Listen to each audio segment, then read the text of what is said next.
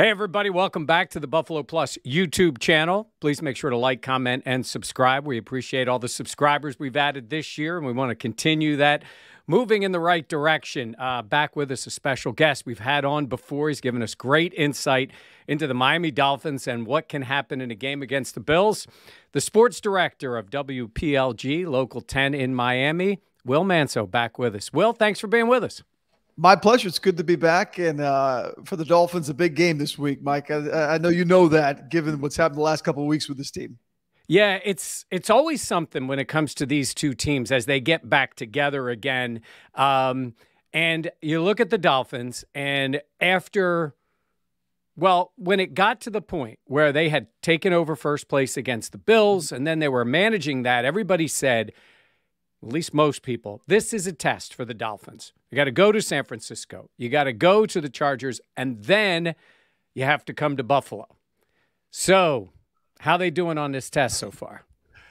Well, if I was the professor, I'd say an F right now. I mean, this team is in trouble. This team has had 2 weeks. You know, they stayed out west the entire trip. They decided to go over there. They practiced over at UCLA for the second week, getting ready for the Chargers. And I think even the most optimistic Dolphins fan or anyone that's around the team just follows or covers them, whatever the case may be, thought that splitting the 2 games before Buffalo was most likely the scenario you'd fall under. And I think, that was probably an okay thing. The issue, though, Mike, is not only have they lost both games, they've lost their identity. They don't look anything like the team they'd looked like the previous, 8-10 weeks, and in particular the previous 4 weeks, where they had scored 30 or more points in all 4 wins in the last previous 4 games.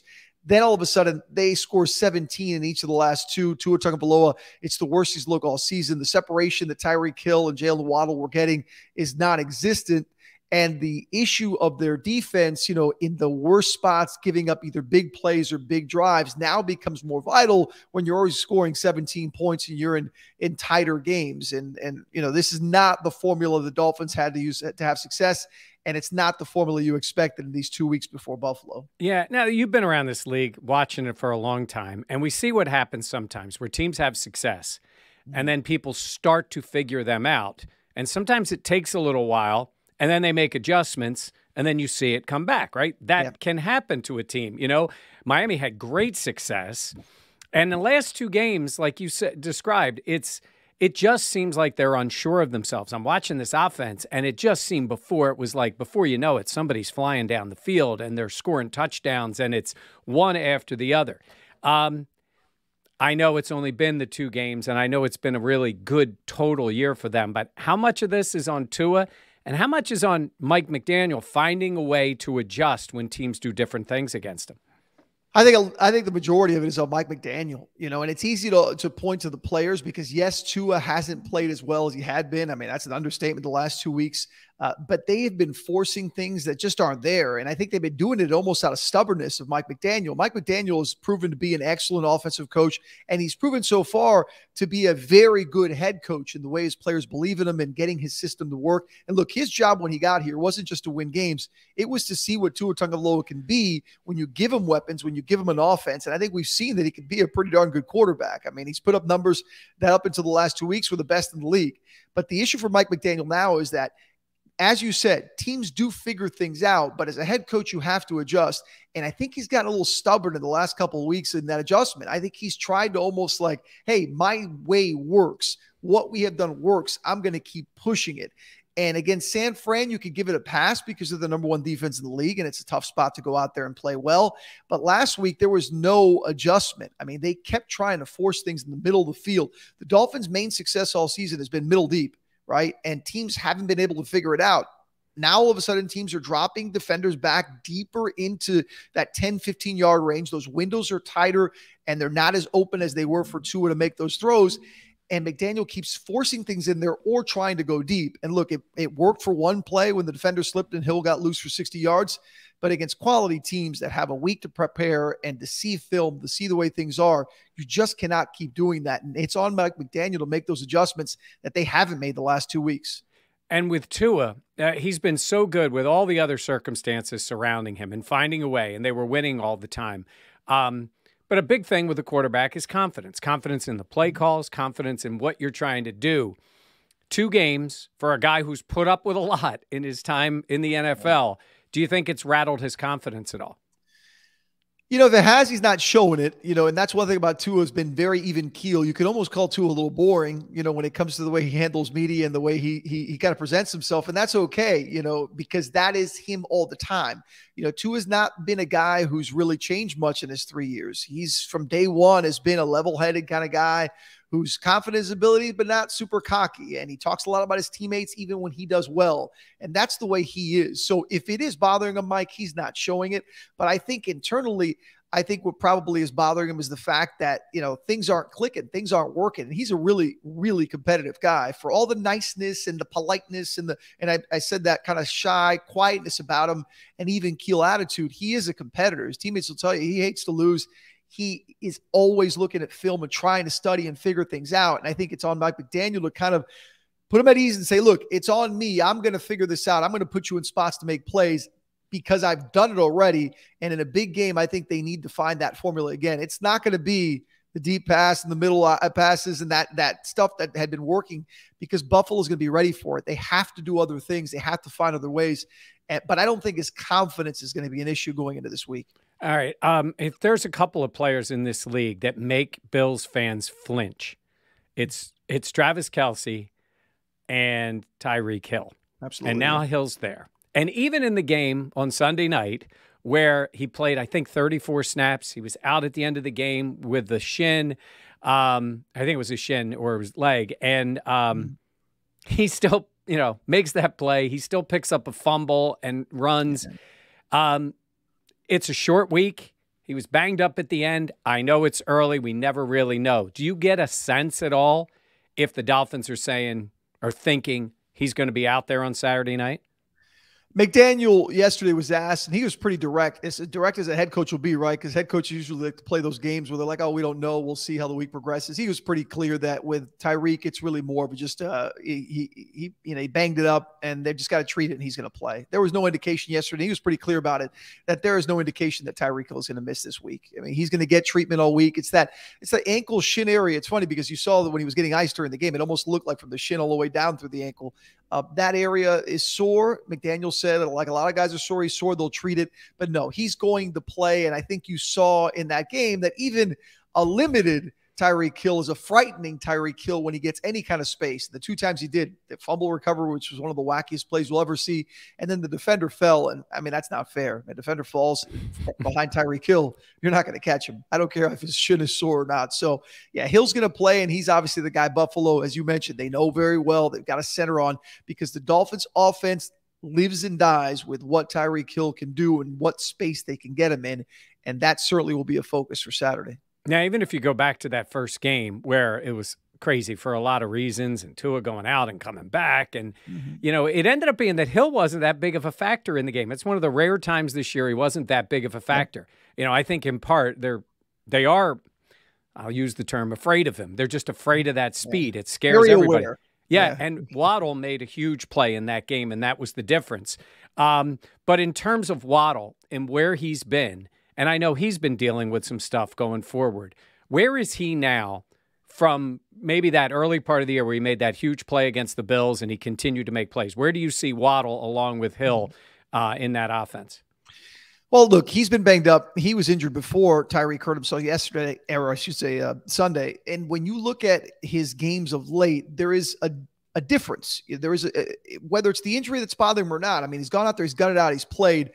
But he's not getting the separation that he was getting early in the season. I do think some of that is schematic. I do think some of it is what we talked about earlier about the adjustments, about where they get him out in space or try to get him in space. Because you saw it against San Diego, a team that, quite frankly, is not at the level of Buffalo defensively, that was basically every single time contesting the passes and right there to deflect, to alter. And when you see that, it's different because that's not something Jalen Waddle has done much this year. He usually is 3-4 yards away from the closest defender, as is Tyreek Hill. So I think there's a sense that, maybe that injury has bothered him a bit, but I do think that when it comes down to it, again, it goes back to Mike McDaniel's plan. His strength is finding a way to use those guys and finding a way to get them in space. And he's going to do everything he can this week to devise that plan. Waddle in space isn't Hill in space, but it's pretty darn close. He's a scary guy when he gets in the open field. And you mentioned the big play he made, deep throw down the field in that win for the Dolphins in the first time they met. Those are the kind of plays they expect Jalen to make. We talk about teams making adjustments, and obviously I think the Chargers surprised them with that defense. They had some different guys out there, and maybe the Dolphins weren't ready for it. Now, on the one side, I think, Leslie Frazier and Sean McDermott are looking at that saying, how can we implement that?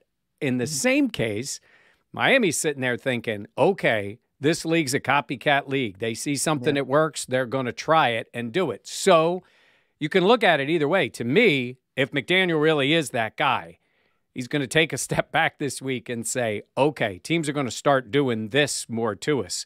What's our other gear?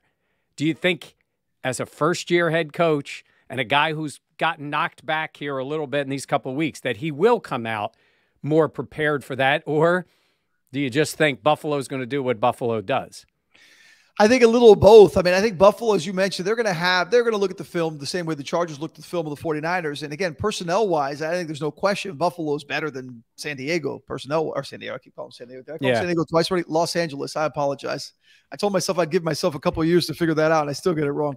No, but what they did in L.A. was, something that was similar to what the 49ers did. But by the way, Mike, I will say one thing. They're not the first team where the Chargers or the 49ers to try it.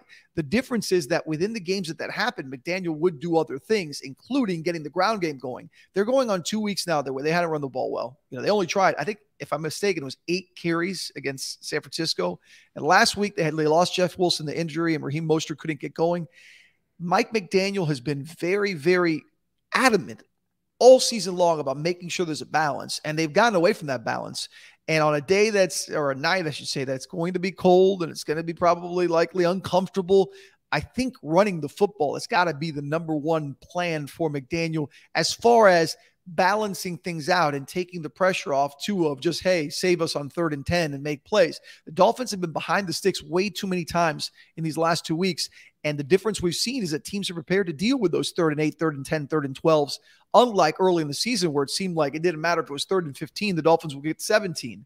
It's not that easy. And I think in Buffalo's sense, they're going to look for that. But McDaniel is going to have to adjust. And I think part of it is committing to the ground game and getting some sort of look. If you can get to 2nd and 7 even, it's better than where they've been the last couple of weeks. Give them a chance to make simpler plays, to not have to throw it 10, 15 yards down the field every time.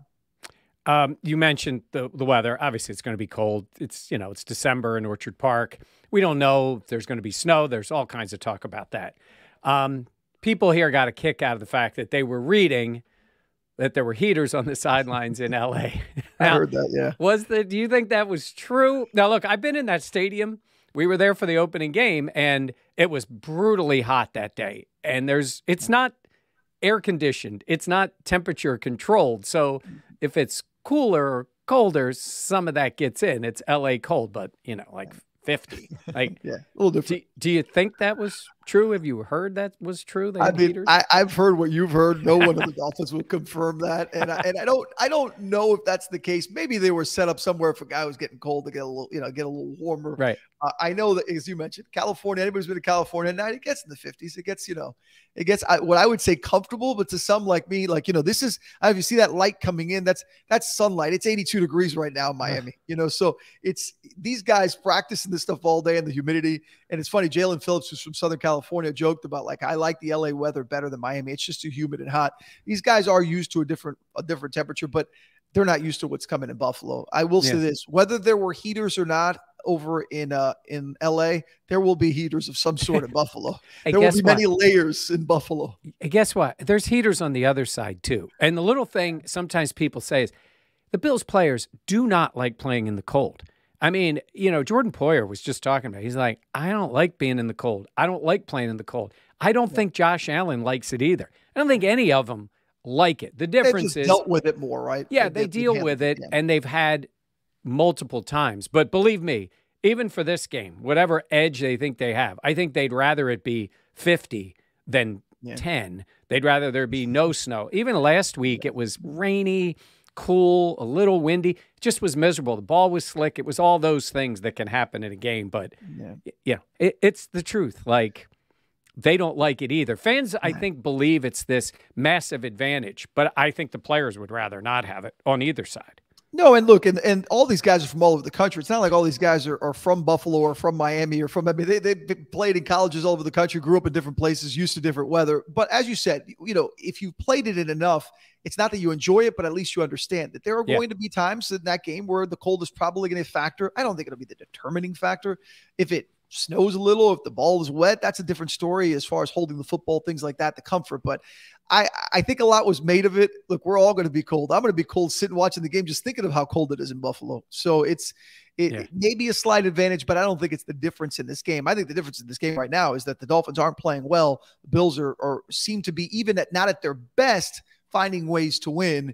And that's a scary thought for Dolphins fan, for a team that's lost 2 in a row. Yeah. And it's funny with the Bills, you know, they've won 4 in a row. They're the number 1 seed right now in the conference, but there's an uneasiness a little bit because the offense has not looked like it's been in the past. Now, they brought in Cole Beasley today and re-signed him, and it's been something that's been missing.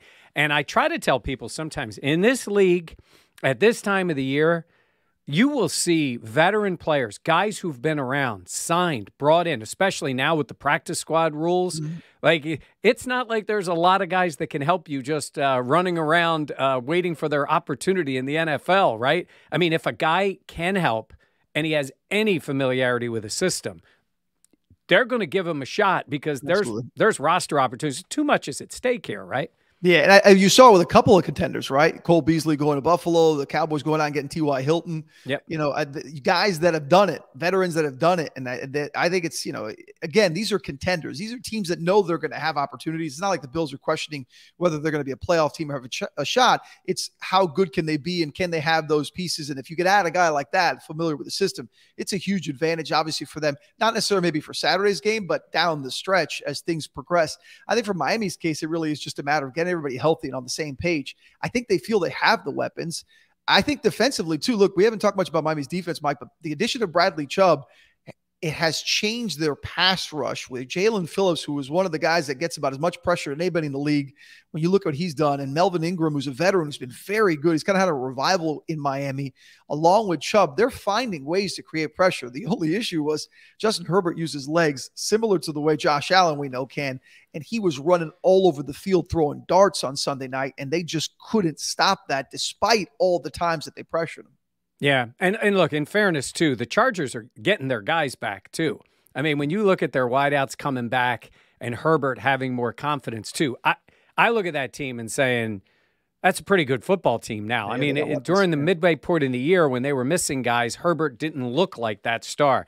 I think Sunday night he started to look like the guy that is going to concern people if they're the one they catch if they make it into the playoffs. Yeah, and he looked healthy, which is, you know, I know he's been dealing with a rib issue, whatever it may be, and he didn't look like it was bothering him. He was, like I said, he in many ways reminded me of what Josh Allen has done to the Dolphins over his career. And you and I have talked about on this broadcast before about, you know, hey, Josh Allen has had his way even when he was a young quarterback and still kind of finding his way with the Dolphins. They've had a hard time containing his legs and his ability to then throw on the run. And we saw it from Herbert Sunday night. If that's any indication of how they'll defend Josh Allen on Saturday night, the Dolphins defense is going to be in big trouble. They have to keep him in the pocket. They've got to fluster him, and they've got to bring him down when they have a chance to bring him down, because they couldn't against Herbert, and it killed them in the biggest stretches of the game. When we talked back in September, you said Dolphins fans are always ready to say, same old Dolphins. And then they won that game, and then they moved into first place, and they looked really good for multiple weeks. Now, we're catching you after these 2 straight losses. So is it the knee-jerk right back to they look like same old Dolphins, or do people believe still in this team, whatever level they were at before these last 2 games? It's unscientific. It's no way to prove, but I think that the tide has turned a bit more to there are more people that believe that things will get figured out because they've seen so much good. This hasn't just been the Dolphins have had teams that have started quick before and then fade, and we see, hey, same old Dolphins. This team, because of the way they played offense, I mentioned those 4 straight games with 30-plus points, the way Tua was the most proficient quarterback in the NFL for the first, 2 months of the season. I think there's a belief that they could start figuring out again. But I will say this, though, Mike, the same old Dolphins fans, the ones that are still out there, have slowly been climbing up the last week. And by the way, I'm not one of them. I've never been a big believer in same old Dolphins because it's always been different personnel. Like it's not like there's a curse on this franchise that they can't play well in December. But I will say this, it's feeling eerily similar to previous teams and regimes the way they handle Decembers. And this is a big December game, and it has not gone well this month. And I get it, and it's a tough spot, but this is the kind of spot that you want to prove you're different. You want to prove you're not the same old Dolphins. These are the kind of games you got to find a way to, yes, win, but geez, not just collapse and look nothing like the team you've been the last couple of months. So the Dolphins obviously would still, if they could get it back and find a way to win on Saturday night, the Bills still have the Bengals on the road to end the season. And I keep reminding Bills fans, even with the edge, the 2 games, that could quickly go to 1, and then could be in a position where you got to win. Do you think there's a point, like the focus right now, the Dolphins, right, it's still trying to win the division, right? It's still such a huge advantage if you win the division, but they've got to also get themselves ready for the postseason, whatever that is in front of them, right? I think the scary thing for the Dolphins, maybe not the players, but I think they have to be aware of it, but certainly the fans, is that we all see the standings, right? We see, the Jets with a good defense are kind of unpredictable, but they're you never know. They're still hanging around. The Patriots win last night. They're still hanging around. The Chargers, as you mentioned, seem to be an ascending team as Herbert gets healthy. They got a lot of playmakers. And the way that sets up for the Dolphins is they could win and really be in position where, as you mentioned, they win the division potentially or have a shot to, or they could lose, right? Which, they're the underdog of this. The Bills are favored to win. It wouldn't shock anyone if Buffalo wins at home on Saturday. Dolphins are looking at 8-6, 3 straight losses. Depending on what the Jets do, whether they move to 8-6 or the Patriots move to 8-6, depending on what the Chargers do, you're looking at a situation where by Sunday night, the Dolphins could be on the outside looking into the playoff race, or they could be a game behind the Bills with the tiebreaker. It's a huge gap of the way the next 3 or 4 days will go and how things are going to look by next Sunday night. Yeah, it's really amazing. And when the Dolphins went from the 2 seed to the 6 with 1 loss, that's what, Bills were there too. When they weren't in first place in the division, and you're looking at being a 5 or 6, you're looking at potentially 3 games on the road. And look at the Bengals now making that move up the charts. So anything that since that September time, I wanted to get real quickly back to the defense at all. Anything that's changed for the Dolphins other than Chubb coming in, which, getting pass rush. The Bills, did that bringing Von Miller in, and he really helped, and now he's out, and other guys have had to step up. But I was thinking more about the secondary and how their secondary has played, and is there anything they've done differently over the last 5 to 6 weeks that has worked and what might not have worked, because the Bills' passing game has not been great, and they're looking to find a way to get right. Well, what's interesting is, since last time we talked, back then I think the conversation was, or at least the thought was, that Byron Jones was going to be back and you would have this 1-2 punch with 2 shutdown corners, Xavier Howard and Byron Jones. Well, guess what? Byron Jones doesn't come back. He's definitely not coming back this game. Mike McDaniel said yesterday that he's not moving forward with the thought that he's coming back this season. And I think that's been pretty clear to anybody with eyes and ears that Byron Jones just isn't healthy, isn't ready, and he's not going to play this season. So that ship has sailed. Xavier Howard, meanwhile, who has proven to be a shutdown quarter throughout his career, an all-pro, Pro Bowl, whatever you want to call it, NFL leader in interceptions the last few years. He's a phenomenal player who's been banged up and is actually players, even not even top quality receivers has taken advantage of this season. I think part of it has been the injuries. Part of it is, I think, been trying to make up for the other side, that the pressure's on without having Byron Jones to try to help young guys out. I will say, though, there is one guy that's come out since we last talked, and that's Kader Kohou, who has been phenomenal as an undrafted rookie. And I don't know if, for Bills fans that watched the Sunday night game, he made a couple really big tackles. He was the one who made the big tackle on the first drive where the Chargers went for it, threw a little quick pass out, and he tackled the guy at the 2-yard line, came up short. His coverage skills for a rookie who was undrafted are phenomenal. His instincts, he's been a revelation for this defense. He has been a true find for them as a cornerback, a starter, not just a filler, not just a guy who you say like, oh, okay, when guys get healthy, he's going to move back. He's a starter in this league. It's been an unbelievable find for the Dolphins front office. I think that's the difference. Having a corner you could sort of trust. And if Xavier Howard's anywhere close to what he normally is, the Dolphins actually have a nice 1-2 punch back there. They have, obviously young players back there that are talented. Javon Holland, one of the more talented safeties in the league, is a ball hawk all over the field. I think there's been an improvement there. I think the issue for the Dolphins, just overall communication. They just, Sunday night, they weren't awful on defense. They just couldn't make a couple of stops. The one drive, before the half, which was awful, and then the one drive at the end of the game where they couldn't get a stop and the Chargers kicked the field goal, go up 9. That was really the difference in the game.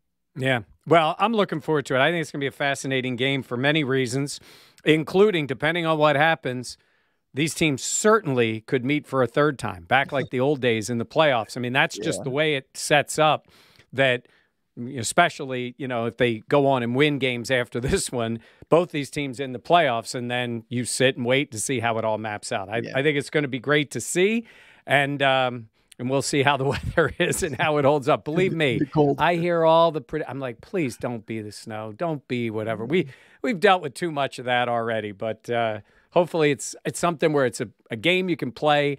Teams put their best out there, whether it's an advantage to the Bills or not. They don't want to see all of that mess on Saturday night. Yeah, I know the Dolphins feel the same way. I think it'll be a good game. Like, I really do. I think it'll be a tight game. I think the Dolphins will make some adjustments. And as you mentioned, I think the Dolphins are catching the Bills a bit at the right time, in the sense that as good as the Bills are, and they're really good, it doesn't seem like they're there yet. But maybe we look back Sunday and say after Saturday night, well, the Dolphins defense is exactly what the Bills needed to get right. Who knows? We'll see how it plays out. You don't know until you see it. All right, I always ask this. Let everybody know where they can follow you, especially on social media. People that are in Western New York want to know what's going on with the Dolphins. At Will Manso, my Twitter, probably the best way to just do it, just because I end up posting. If you want to know what the Dolphins this week, I'll be posting links of what players have to say and prep for the game, things like that. So I think that's probably the easiest way. And I'm sure I'll get some Bills fans, who've been looking forward to this. I think Bills fans, from the sense I get from chatting with them, and many of them have been pretty cordial, is they were tired of hearing about the Dolphins maybe taking over this division, and things have kind of straightened out the last few weeks. And they're probably right, because as we talked about, Mike, earlier in the season, I mean, the Bills were the team to beat, not just in the division, but the AFC, and no one is shocked they're 10-3 and in this position right now. Yeah, it's kind of wild. A year ago, they were 7-6 through 13 games. Now they're 10-3. And they went on a run to end last season. They've won 4 in a row now, so we'll see what happens. Hey, Will, thanks again very much. We really appreciate it. And who knows, maybe we'll have a third conversation when we get to the playoffs. My pleasure, and count me in if we do. All right. Thanks very much. Will Manso from Miami with his thoughts on the Dolphins and the game on Saturday. And once again, please make sure to like, comment, and subscribe, and we will see you next time here on Buffalo Plus.